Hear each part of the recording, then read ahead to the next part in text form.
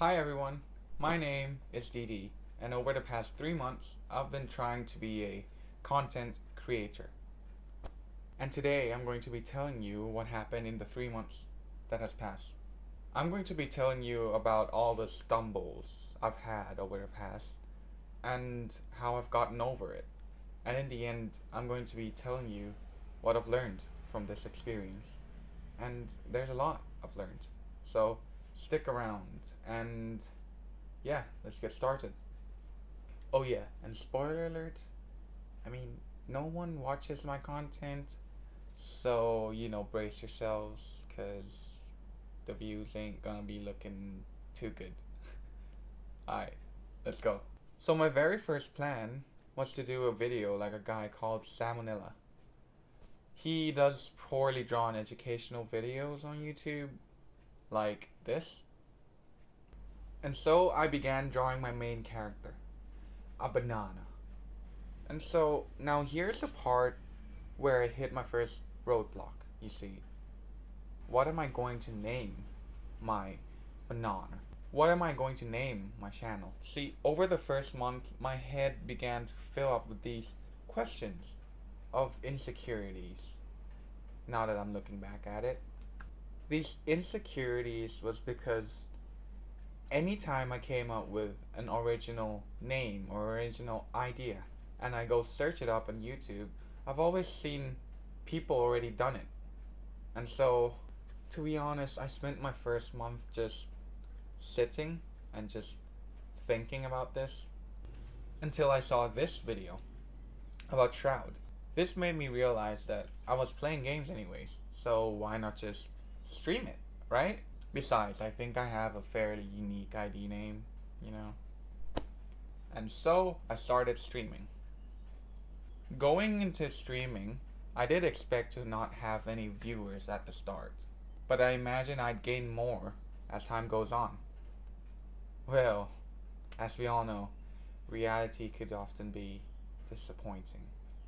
After a month of streaming, I've realized no one's gonna be watching, and when you're on Twitch and no one watches you, that could be detrimental because when no one watches you, people don't clip you, and clipping is the act of taking a taking a section of a live stream and making it into a video.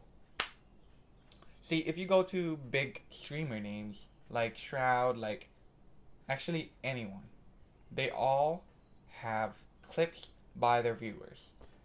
But if you don't have any viewers, you won't have any clip. And not having clips means that people don't reach you as easily.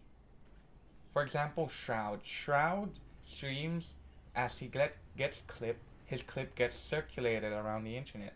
That brings more traffic towards him, and that's why he's so successful. Granted, he did not have any viewers for the first 3 years of streaming. So, therefore, towards the end of the month, I knew I had to do something else.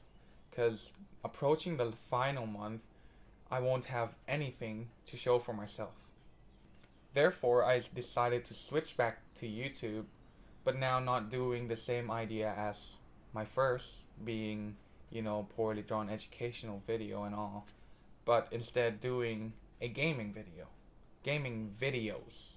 And so, how did it go, you might ask? Well, in terms of views, not so much, but I've done 8 videos so far, and I've learned a lot. Like how posting a YouTube video works, how to edit videos proficiently. And lastly, but in my opinion, the most important is patience. Let me go through them one by one, starting from the beginning. Now, firstly is posting a video on YouTube. So, after hours and hours of reading and watching and researching, I've discovered there are 3 main general rule of thumb, you could say, about posting a video on YouTube. Now, granted, I know I'm not someone who has a great record of great YouTube channel or anything, but I've read a lot, so, here are some tips. Now, the first tip of posting a video on YouTube is the thumbnail. See, the thumbnail is the first thing that the audience would see from your video. Therefore, you should hook them in with the thumbnail. See, you could go about this by, many different ways. Here are a few examples. You could use the color red. You could use a surprise face. Or you could do it with actual hookers, like this. The second thing in having a successful channel is timing. The time of day that you post your videos are also important, because most traffic comes through different time of days in each different regions. So for example, if you're doing a video in English, you would want an English audience, and you would possibly want an American audience because Americans are the most people on YouTube. Therefore, you would want to post at around 5 p.m. their time, because that's the time where the most traffic runs through YouTube. The last point of YouTube success is a 10-minute or longer video. That's because 10-minute videos are usually certified for ads. An algorithm, the YouTube algorithm, which controls which videos go to the front page, prefers ads on videos which are 10 minutes. And yeah. So now that we're done with YouTube tips, let's move back to the second thing I've learned, which is how to edit videos proficiently. Now obviously, if I go through every tip I've learned this semester on how to edit YouTube videos, that would take a whole nother semester. So best I can do is 2 tips. So tip number 1 for editing videos is that if you want to learn any technique at all, or any effects, you could do it on YouTube. There are literally tons and tons of tutorials on how to do anything on any editing software. So you're mostly covered there. The second editing tip that's, to me, super important is using shortcuts. Every app of editing or any creation software has its shortcuts. Now once you mastered shortcuts, I promise you, you'll be way more faster when you edit. Like 20 minutes more faster than a normal 1 hour edit. And so now comes the last thing that in my opinion is very important, is patience. See, at the beginning I didn't know what I wanted to do. I thought about doing a YouTube channel, and then I quit before I even started. And then when I went to streaming, I quit again at the 1 month mark. But now in the last month that I did my YouTube video, looking back at it, I felt proud. I felt proud of my 8 videos.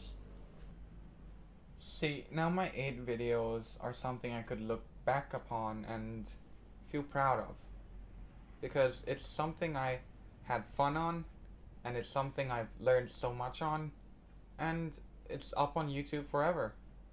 I could come back anytime, and seeing my 8 videos, it gives me the feeling of wanting to post more, expand more of my YouTube channel. And so I think patience is very important, because without it you won't be able to start anything at all. Or at least I know that that's true for me. So anyways, now that we're in the topic of reflection, looking back, if there's something I'd like to change the most, I'd like to start posting the videos on the first month on my YouTube. No matter what it is, to start posting something. And so that concludes my presentation for today. Thank you guys for watching, and I'm a YouTuber now, so I guess I gotta say, like, comment, and subscribe. Thank you. Bye bye.